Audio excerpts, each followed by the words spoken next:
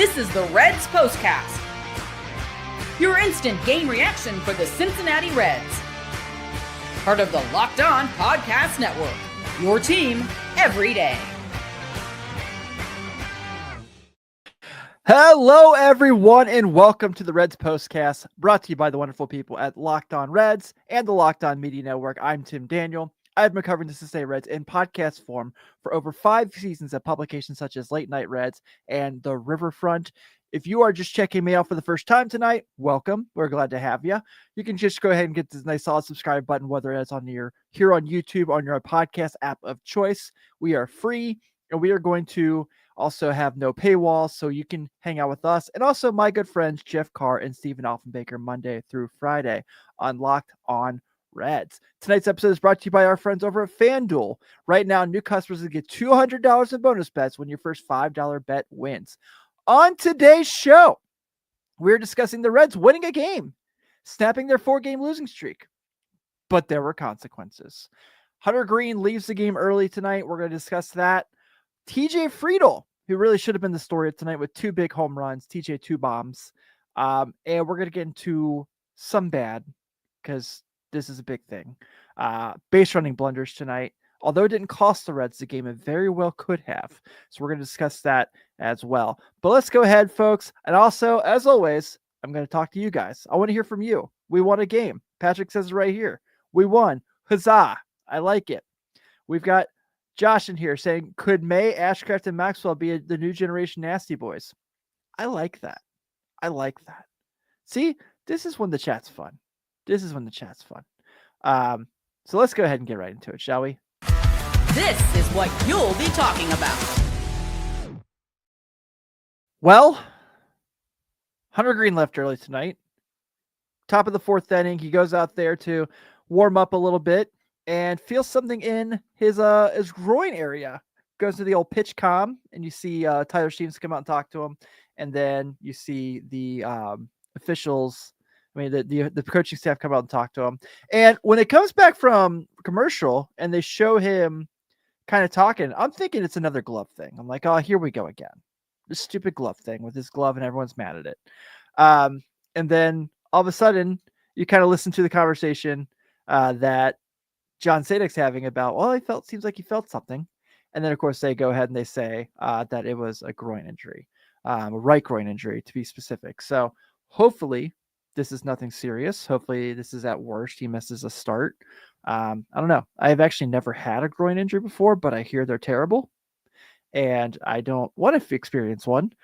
So the other thing about this that's so frustrating is we've known the season he's had. He was dominating again tonight.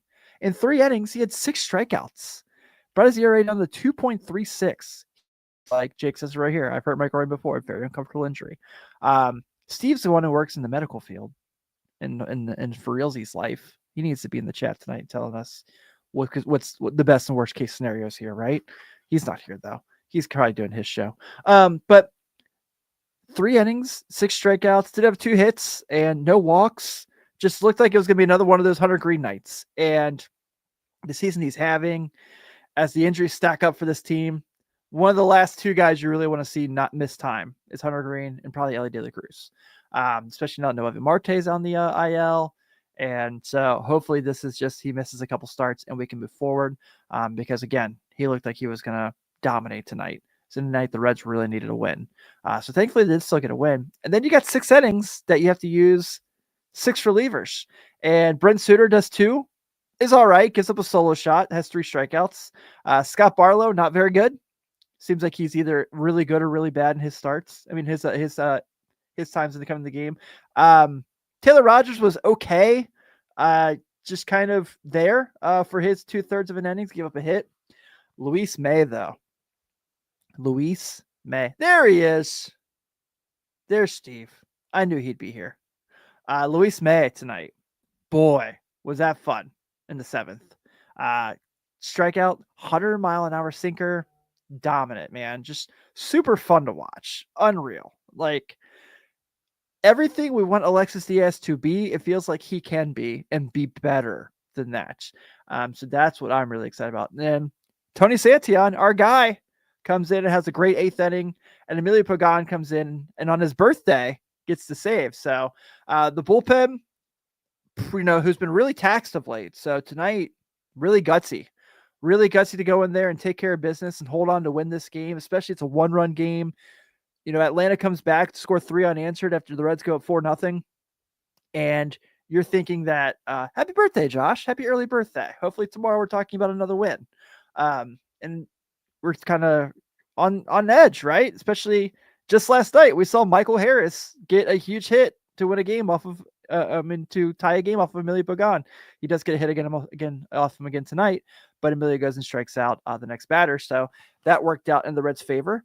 But man, so this makes it interesting now, because if they are down, Jake, this is actually what I was getting to. If they are down Hunter, I know Jeff and Steve will be a better deep dive on this, but off the top of my head, I don't know. I mean, does Chase Petty come back up? Maybe now with him having more than an hour to figure it out.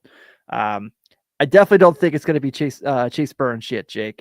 He's still getting his feet wet in Chattanooga, though. Granted, he might be in Louisville in 2 weeks, the way he pitched in his Chattanooga debut.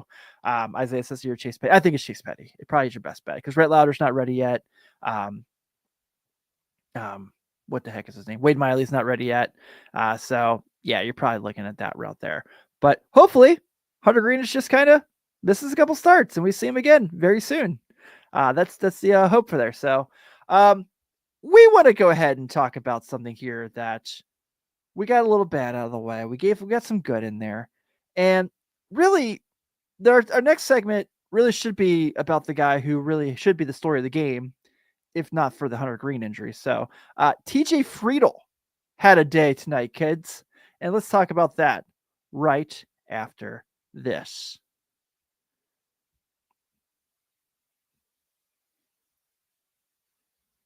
Get the supplies you need from the site made for the skilled trades, Supply House. Whether you're in plumbing, HVAC, or electrical work, Supply House is a reliable way to order products online.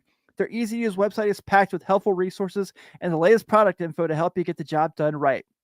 Plus, with a complete inventory of over 200,000 parts from 400 top brands, you'll find exactly what you need delivered fast, coast to coast. Need help with an order? Supply House offers expert support and industry-leading service, so you'll always talk to a real person.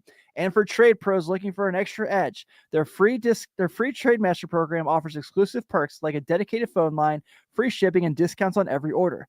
Thousands of skilled professionals are already taking advantage. Now it's your turn. Join the Trade Master program today at supplyhouse.com/TM and start ordering plumbing, HVAC, and electrical supplies with just a few clicks.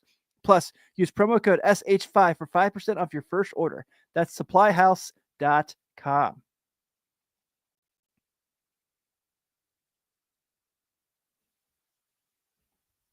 Looking for a snack that's both delicious and nutritious? Crack into a good source of protein with wonderful pistachios. Man, Jeff got me hooked on these jalapeno limes he's been talking about on the show quite a bit. I tried those. I tried the smoked barbecue flavor. And I got to tell you, I'm a fan. I love them. I love the no shells. I love I can grab them and go. I love when I'm working the day job. They're sitting right there at my desk and I can go right to it. I love that when I'm watching the ball game, if I'm hanging out with my daughter, we're outside playing, I can bring them with me. Man, it's just nothing like it. Personally, the no-shell variety is a perfect grab-and-go snack for me. Like I said, whether I'm in those busy days as well.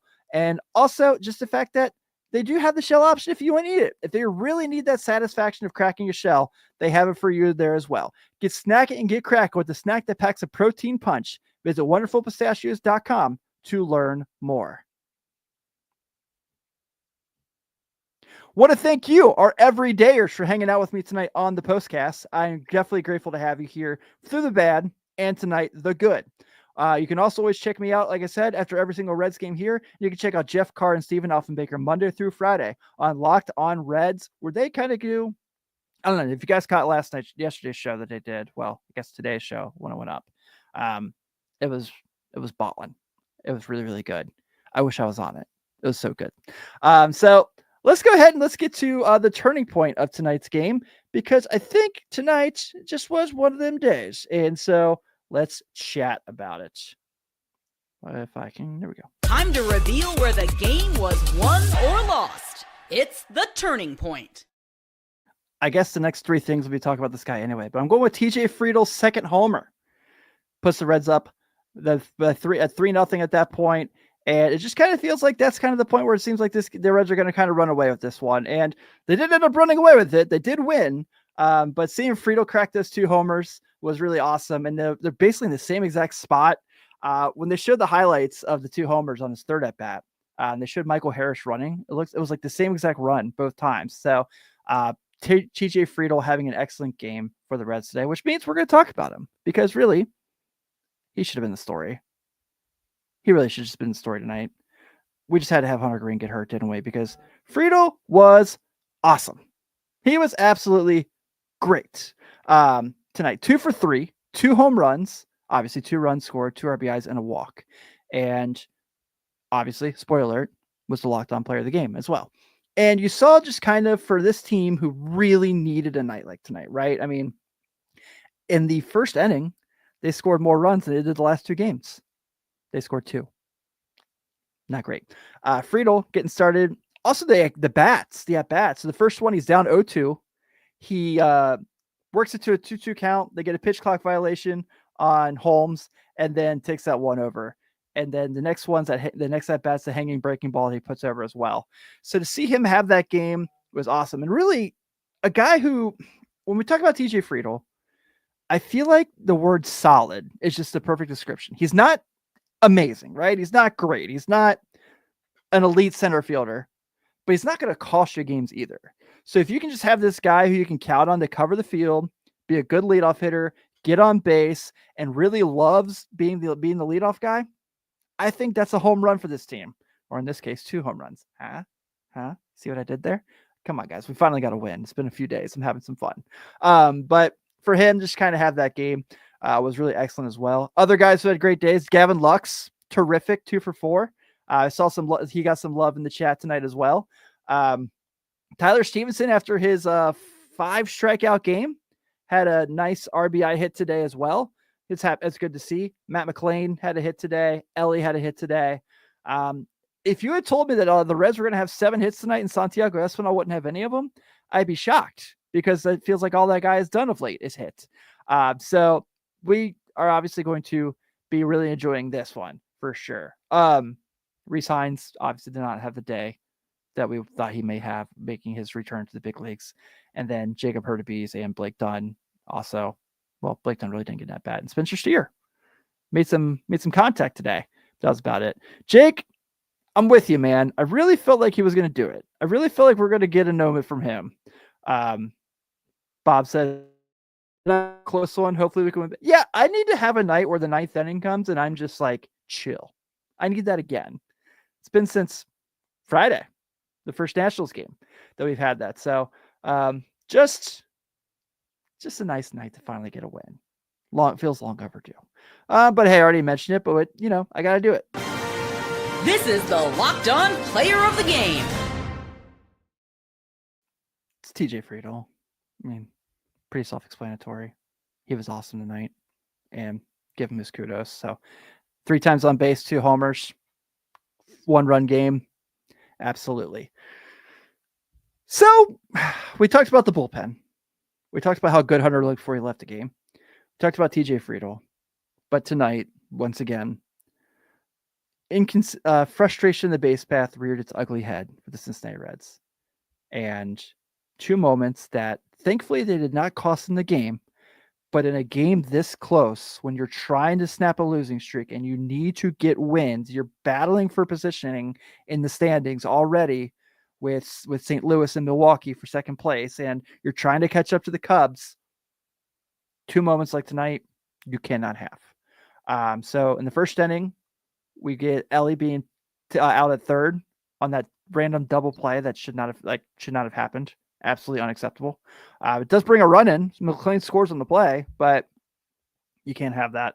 You absolutely can't have that. And 2 nights in a row, we've had an Ellie conversation where I had to use the words, you cannot have this happen. And again, this is not Tim hates Ellie De La Cruz. Polar opposite.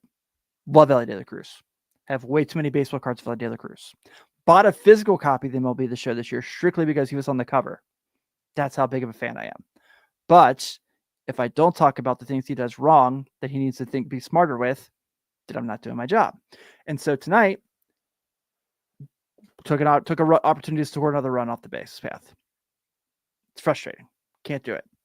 And then Santiago Espinal, who's normally pretty smart. I mean, I wouldn't say that the pickoff move was the most impressive by any means, but gets picked off at first base. 2 outs in the top of the 8th. I get it. Worst case scenario, just reset and the guy gets the at-bat again at the top of the 9th. Sure. But when you are trying so hard to score runs, when you quadrupled how many runs you've scored in 2 nights and in the previous 2 nights tonight, you cannot have moments like you had tonight. You cannot be picked off there. I would love to be able to say like, hey, that guy just made a hell of a pickoff move. Didn't look like that. Certainly didn't look like that. So I just want to make sure, I got to do the full recap. That's the job here. And those 2 plays, can't be having those. Got to clean this up. This is something we thought would be cleaned up immediately, right? This is something we thought that Francona and his crew would take care of at jump. And once again, we're still sitting here talking about these little things that they just can't seem to get right.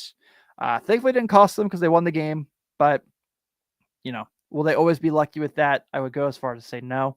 But we'll go ahead and wrap this one up. The Cincinnati Reds tonight at least are winners. So we can talk about a win finally for the first time in a few nights over the Atlanta Braves, 4-3. The Cincinnati Reds on 4 runs, 7 hits, no errors.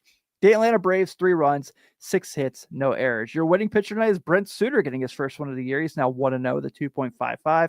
Your losing pitcher is Garrett Holmes, a.k.a. Kenny Powers of the Atlanta Braves. He is now 2-3. And Emilio Pagán on his birthday picks up his 9th save of the season.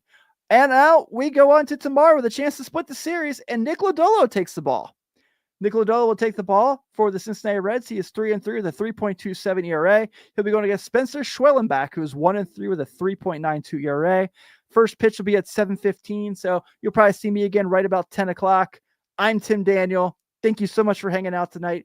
Be sure to stay tuned for Jeff and Steve. I bet they're going to have a lot of fun talking about a win today as well. And probably not as much fun talking about Hunter Greene. But thank you guys. Have a good night. And please continue to stay locked on with us here on Locked On Reds.